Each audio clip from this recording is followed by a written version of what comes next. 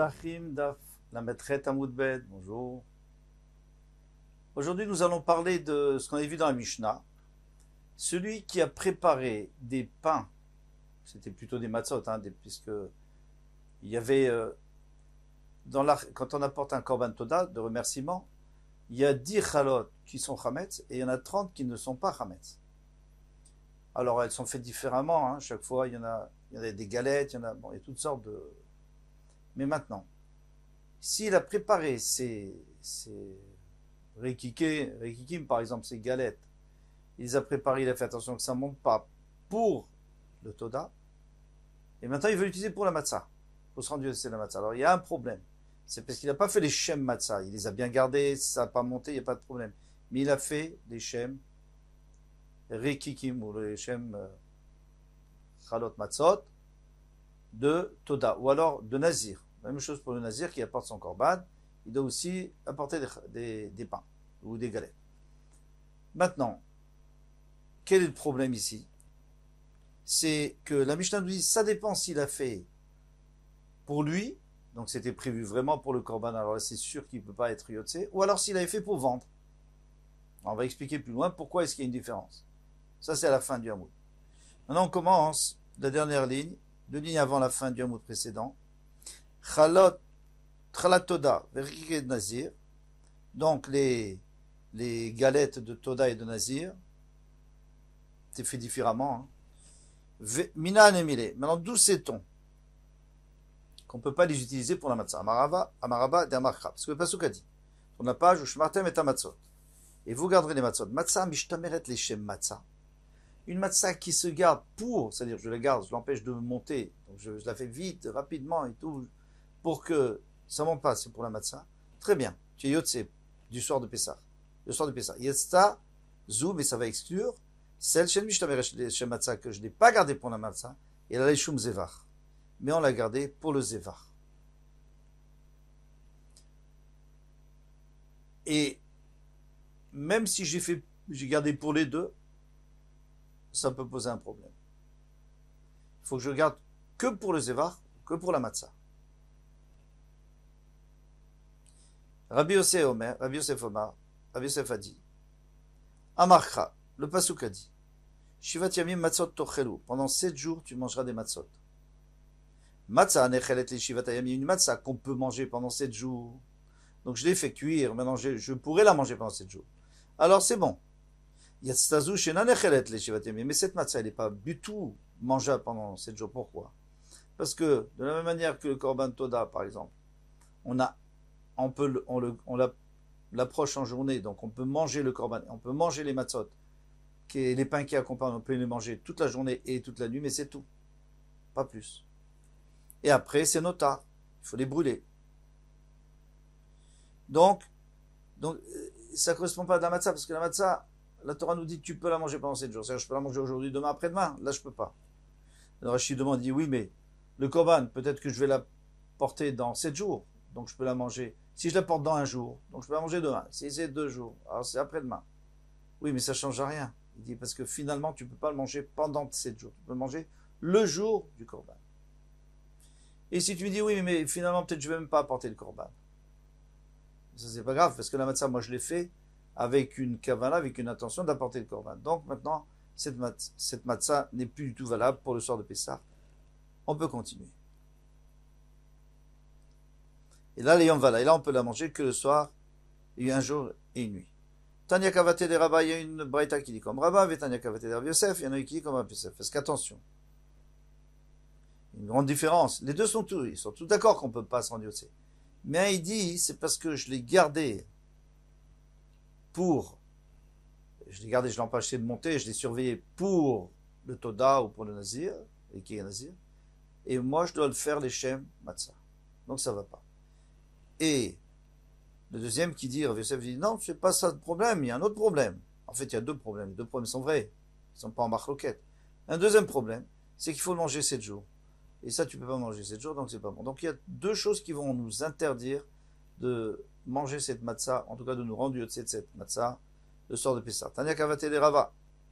Alors on va commencer par Rabba. Quelle est sa braïta? Yachol yotse, il est rovat bechalot toda. J'aurais pu croire qu'on peut se rendre yotse Si on apporte des chalot toda, et avec ces chalot on mange le soir de Pessah la matzah, ou chiké nazir, ou alors des galets de nazir, Talmud Lomar, c'est pour ça que la Torah nous dit, Shmartem et matzot, vous garderez les matzot, matzah mishtameret et shem matzah. Si tu l'as gardé pour les shem matzah, pour la matzah, on dit toujours, hein, quand on prépare les matzah, on dit les shem matzah. Yatsazu, shena mishtameret et shem matzah. Ça va exclure celle qui n'a pas été gardée pour la matzah et là les shum zevar, mais ça a été gardé. Ça a été gardé et ça a été surveillé pour pouvoir approcher avec le korban. C'est d'ailleurs pour ça qu'il y a des gens qui mangent de la matzah faite à la main pour le kazaït du seder. Ils veulent absolument, parce que comme ça, la personne a une kavana, les shem matzah, du début jusqu'à la fin. Même il y en a qui mettent, et qui mangent des trinatiad, donc moulu à la main, pour que la personne elle ait la kavana. Maintenant, il y en a qui mangent des matzot, faites machine, parce qu'ils considèrent que celui qui appuie sur le bouton pour commencer à faire, pour faire la matzah, pour fabriquer la matzah, pour la faire cuire, tout celui qui appuie sur le bouton de la machine, il dit les shem matzah, c'est pour la matzah, donc ça suffirait. Tania Kamate de la Yosef. Maintenant, une braïta qui dans la Yosef, Yachol Yetze Adam Yede Chovato Bechalot Toda Chike Nazir. Un homme, il pourrait peut-être se rendre Yotze le soir de Pessah avec les chalot. Attention, quand on dit des chalot, c'est des matzot, puisque c'est pas chametz du tout. De Toda, Verikike matzot. Talmud Lomar, c'est pour ça que la Torah vient nous apprendre, Shivat Yamim, matzot tochelu. Eh bien, qu'est-ce qu'il nous apprend? Matzah nechel teshiva, une matzah qu'on peut manger 7 jours. Yatzazu, Shena, ça va exclure celle qui n'est pas une echel teshiva, qu'on peut pas manger 7 jours. Elle a l'yom valayla, seulement un jour et une nuit. Vetipok, les melechemoni, alors il dit, maintenant, vous m'avez donné 2 bonnes raisons. Moi, j'ai une 3e raison. C'est que c'est l'echemoni. Alors, ça veut dire quoi l'echemoni? On avait vu précédemment, on avait vu que le maaser sheni, lechem oni. Et ici, on ne peut pas manger be'aninout. Quelqu'un qui est onan, il ne peut pas. Il ne peut pas manger ces pains-là de nazir. Il ne peut pas manger ici le onan. Il peut manger besimcha. Donc il ne peut pas non plus se rendre yotse. Mije echal be'aninout, yatzazeh she'non echal be'aninout. Ce qui peut être mangé be'aninout, alors ça va. Tout ce qui peut être mangé be'aninout, comme par exemple la matzah normale, alors je peux me prendre yotse, mais pas celle qu'on ne peut pas. Donc de toute façon, ces corbanotes là, ces pains qui accompagnent les corbanotes, on ne devrait pas pouvoir se rendre yotse. Et la besimcha, il faut les manger besimcha. Ça va là qu'Rabbi Akiva, il pense comme Rabbi Akiva d'Amar Ani Ktiv. Il dit, il faut voir comment c'est écrit. C'est pas écrit Oni, c'est écrit Ani. Tu le lis Oni, mais on va pas d'après ça, on va d'après ce qui est écrit. Donc Ani là-bas, ça veut dire le pain du pauvre, donc ça n'a aucun rapport avec nous, il n'y a aucun problème. Et Tipok les Avele Matzah Shira. Alors maintenant, il pose une question magnifique. Il dit, mais c'est du pain de riche. Tu me dis pauvre, d'accord, mais c'est du pain de riche. Pourquoi? Parce qu'on avait vu, ça fait quelques shiurim, on avait vu que si on fait du pain, la matzah à base de fruits, jus de fruits, c'est pas bon. On peut pas se rendre yotse parce que c'est du pain de riche, c'est pas riche, c'est pas. Eh bien ici, on sait que tous ces pains ils sont faits avec de l'huile, ils sont mélangés avec de l'huile ou enduits avec de l'huile en tous les cas. Et alors, donc ça s'appelle du pain riche. On sait qu'il faut de l'eau et de la farine, c'est tout. Il ne faut pas rajouter autre chose. D'avele matzah ashira, c'est du pain riche. Et ça, c'est sûr qu'on n'est pas yotse à Pessah. Tout le monde est d'accord avec ça. Amar Shmuel barav Yitzchak, revit hi umnitchaleket hi lekama chalot. Il dit, mais il n'y a qu'un revit d'huile et c'est partagé à beaucoup de chalot. Alors, je vous explique exactement ce qui se passe. Quelqu'un qui va porter un toda, parce qu'il a eu un es, il a eu un miracle, il va porter un korban, toda, il doit porter 40 chalot, 10 qui sont chametz, ok. Après, il y en a 30 qui sont pas chametz. Parmi ces 30, il y en a 10 dans laquelle on met un revit d'huile. Il en reste 20 dans laquelle on met un deuxième revit d'huile. Alors un revit, vous savez, c'est 15 centilitres. D'après le Chazon Ish, Ephraim Naé, c'est 8,6. Donc c'est vraiment un demi-verre ou trois quarts de verre. C'est vraiment très peu d'huile. Et combien il y a dans ces chalotes, dans ces 20 chalotes de matzah, une partie qui s'appelle Rikik, une partie qui s'appelle Chala, parce que c'est cuit différemment, eh bien, il y a 6,6 isronim. Alors, je fais le calcul, ça fait 28 litres. 28 litres. Vous savez, dans un kénoud, on met combien? 1 litre, 2 litres de pâte. Donc ça fait, c'est énorme. Et dans ces 28 litres, vous mettez un demi-verre ou un trois quarts de verre d'huile. Ça s'appelle pas du pain de riche. Ça se remarque même pas au goût.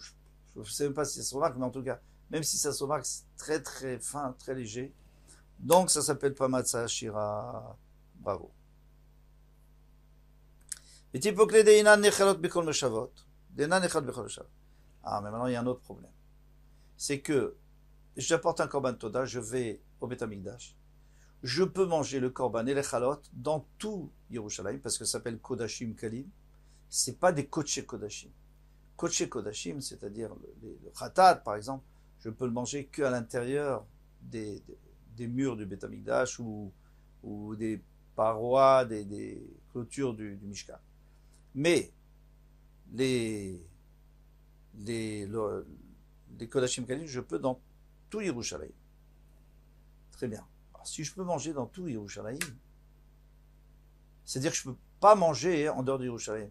Il y a écrit les matzot bechol moshvotechem, tochlu matzot dans toutes vos habitations. C'est-à-dire que je dois pouvoir manger dans les autres villes aussi. Donc, je ne peux pas manger et ces chalot, je ne peux pas me rendre yotse. Alors pourquoi tu cherches les chémonies et tout? Moi je te dis, et j'ai une raison très simple. Amar Ishtakish. Alors Ishtakish lui répond, il dit, Zotomeret, Chalot Toda, Vekike Nazir, Nechalim Benov et Givon. Il répond, il dit, tu sais, les Chalot Toda et les Rekike Nazir, donc ces pains qui accompagnent le Korban, eh bien, on peut les manger à Nov et à Givon. Alors c'est quoi Nov et à Givon? C'est lorsque les Kohanim étaient à Nov ou à Givon, et le Misbeach était là-bas, on n'appelait pas ça le Misbeach normal, on appelait ça Bamagdola. Donc à cette époque, on avait le droit de faire un Misbeach sur son toit ou dans son jardin, et d'appeler ça Bamaktana. Alors dans une Bamaktana, on ne peut pas apporter beaucoup de korbanot, mais dans la Bamagdola, on pouvait apporter un peu plus, et c'est une très grande marque de savoir, est-ce qu'on peut apporter uniquement des korbanot? Voilà, est-ce qu'on peut apporter le korban Pessah à Nov vers Givon? Pardon, pas le korban Pessah. Bien sûr que oui, le korban Pessah, on n'a pas le choix. Mais le korban Toda, le korban Nazir, est-ce qu'on peut l'apporter à Nov et à Givon? Si oui, alors on peut le manger partout, puisqu'à Nov et à Givon, il n'y avait pas de restriction. C'est-à-dire qu'on n'est pas obligé de manger à l'intérieur du Mishkan. À Nov et à Givon, on pouvait manger dans tout Eretz Israël. Il fallait apporter ça au Beth Amikdash, au Mishkan, et puis après, on pouvait aller manger n'importe où. Alors, puisqu'on peut manger n'importe où, ça s'appelle Bechol Moshvotechem. Et ça, c'est d'après Rabbi Meir. Il n'y a que Rabbi Meir qui permet. Les Chachamim ne sont pas d'accord avec lui. Ils disent qu'on ne peut pas apporter Korban Nazir et Toda, on ne peut pas, à Nov et Givon. Donc, il n'y a jamais eu de possibilité de le manger en dehors de Yerushalayim, dans toutes les habitations, donc ça va pas. On est obligé de dire que ça va comme Rabbi Meir. Tanya Amar Rabbi Elai, Shaltet Rabbi Eliezer. J'ai posé la question à Rabbi Eliezer. Amar li, Mao sheitzi adam bechalot toda vechike nazir. Alors voilà. Non, je voulais savoir la lacha parce qu'on a beaucoup discuté. A priori, non. Amar li lo shamati. Il a dit, je n'ai pas entendu. J'ai pas de réponse claire. Bati v'shalti lifnei Rabbi Yosha. J'ai demandé à Rabbi Yosha. Amar li are amrou. Ils ont dit chalot toda vechike nazir. Chez Hassan et Atzmo. Alors on a dit dans la Mishnah, qu'est-ce que tu me demandes? C'est écrit que s'il les a fait pour lui-même, c'est-à-dire pour les apporter au Beth Amikdash, c'est sûr qu'il ne peut pas. Un Adam Yosef ben, il n'a pas le droit de se rendre. C'est pourquoi? Pour plusieurs raisons. On a dit ou alors parce qu'il n'a pas gardé pour ça, ou alors parce que on ne peut pas manger 7 jours, etc. L'imkor bachouk. Mais maintenant, je dis etc. Finalement, les autres, on les a repoussés, les autres. Ça dépend d'après Rabbi Meir, d'après les Chachamim. Les autres raisons. Mais en tout cas, 2 raisons, on en a. Elles sont bonnes. Maintenant, si vous les vendre au marché, donc il les a fait pour les vendre, eh bien, il peut se rendre yotzé. Il faut comprendre la différence, on va expliquer tout de suite. Chez Bati Virtseti, Dvarim, Difne Rabbi Eliezer, lorsque je suis venu répéter ces paroles devant Rabbi Eliezer, de ce que m'avait dit Rabbi Yoshua, Amarli, alors il n'était pas très content. D'abord, il était content. Amarli, Brit Hen, dit, ah, ça, je te promets. Hen advarim shenemru lo le Moshe Misinaï. C'est comme si ça avait été dit à Moshe Rabbeinu.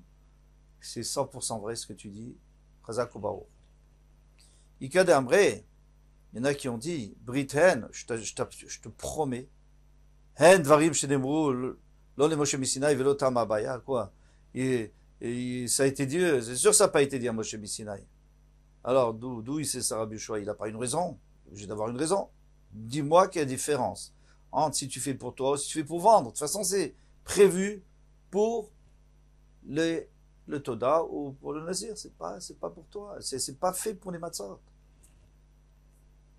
Vetamam, alors quelle est la raison? Amaraba a dit, Kol hashuk imluchem imlach.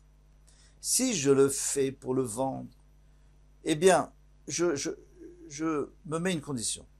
Amari dit, misdavan. Si je le vends, tant mieux. Et non misdavan, il faut que Beoudana. Sinon, moi, je vais le garder pour Pessah. Donc, si je fais des matzot juste avant Pessah pour vendre aux gens qui veulent apporter des korbanot, eh bien, si j'arrive à vendre, tant mieux. Sinon, je fais pour Pessah.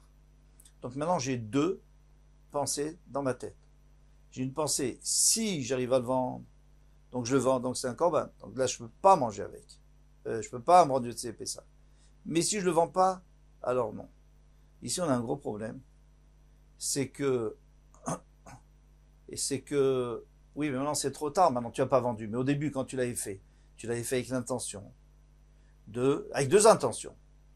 D'accord, deux intentions. On avait dit dans l'introduction de la page, que Rashi a dit, que deux intentions, c'est pas bon, il faut une seule intention. Alors, il a deux intentions. Il dit, si je vends, alors c'est pour le korban. Si je vends pas, c'est pour les matzot. Alors, qu'est-ce que tu vas me dire? Tu vas me dire, c'est simple. Rétroactivement, une fois qu'on voit que j'ai vendu ou que j'ai pas vendu, alors je fais, rétroactivement, je dis, ah, je n'ai pas vendu, alors ce que j'avais pensé, c'était pour vendre. Il y a un problème là-dessus. C'est que ça va très bien après celui qui dit Yesh Brera. On va pas rentrer dans le sujet, on l'a déjà vu. Yesh Brera, ça veut dire que je peux rétroactivement dire, comme on avait vu pour quelqu'un qui voulait prélever la trouma, qui pouvait pas, c'était dans un, alors il dit, c'était dans une jarre, alors il dit, demain je vais prélever, et ce que je vais prélever demain, ça sera, rétroactivement, ça sera de la trouma. Mais ça, c'est une marloquette. Alors, il y en a qui ne sont pas d'accord. Et la Gemara dit que c'est simple, c'est normal. Alors, il y a des Mefarshim qui essaient de répondre. Ravel Khan Serman, dans Kovet Shurim, il dit quelque chose de très facile à comprendre. C'est un grand chidouche. Il dit qu'ici, on ne parle pas de Issour et de Éther. Ici, on parle de Kinyan. Kinyan, une acquisition. Alors, on peut très bien faire des conditions. Si, par exemple, moi, je te vends une maison, je te dis, attention, moi, je veux bien, je te paye la maison, à condition qu'il n'y ait pas de rats, que ça ne soit pas infesté de rats. S'il y a des rats, ben, j'ai rien acquis, tu me rends l'argent. Par exemple. Hein. Donc, un kinyan, on peut faire.